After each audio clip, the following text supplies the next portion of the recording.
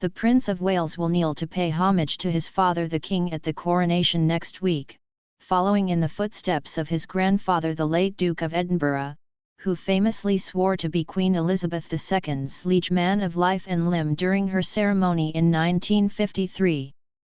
Prince William will place his hands between those of his father to say, "I, William, Prince of Wales, pledge my loyalty to you and faith and truth I will bear unto you, as your liege man of life and limb. So help me God."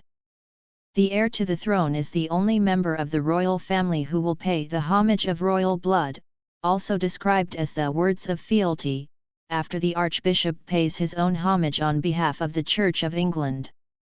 The new details are contained in the specially commissioned coronation liturgy, shared by Lambeth Palace ahead of the ceremony on May 6. The liturgy follows the theme of loving service and contains a number of new elements in a ceremony that otherwise follows a format used for more than 1,000 years. In a break with centuries of tradition, the Homage of Peers, which was last carried out at the 1953 crowning of Queen Elizabeth II, has been replaced by a Homage of the People.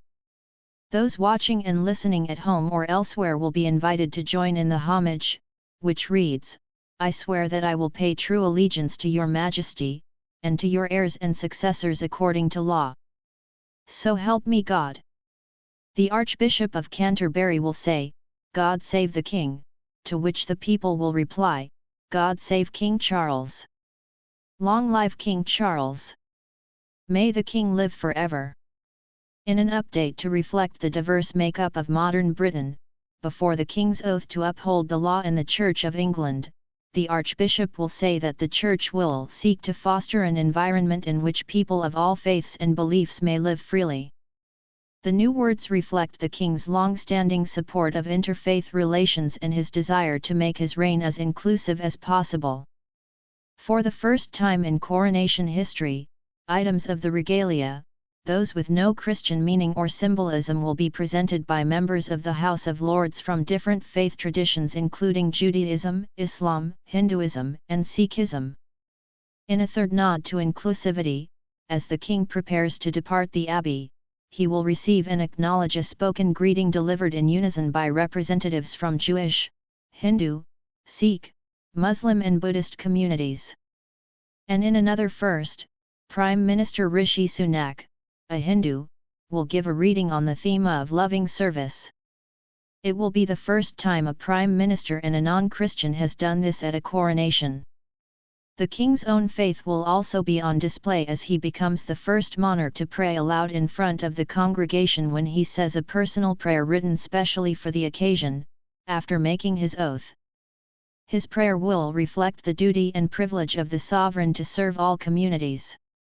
In his own oath, King Charles will promise to uphold the law and the Church of England before placing his hand on a specially commissioned Bible to say, "I Charles do solemnly and sincerely in the presence of God profess, testify and declare that I am a faithful Protestant, and that I will, according to the true intent of the enactments which secure the Protestant succession to the throne, uphold and maintain the said enactments to the best of my powers according to law."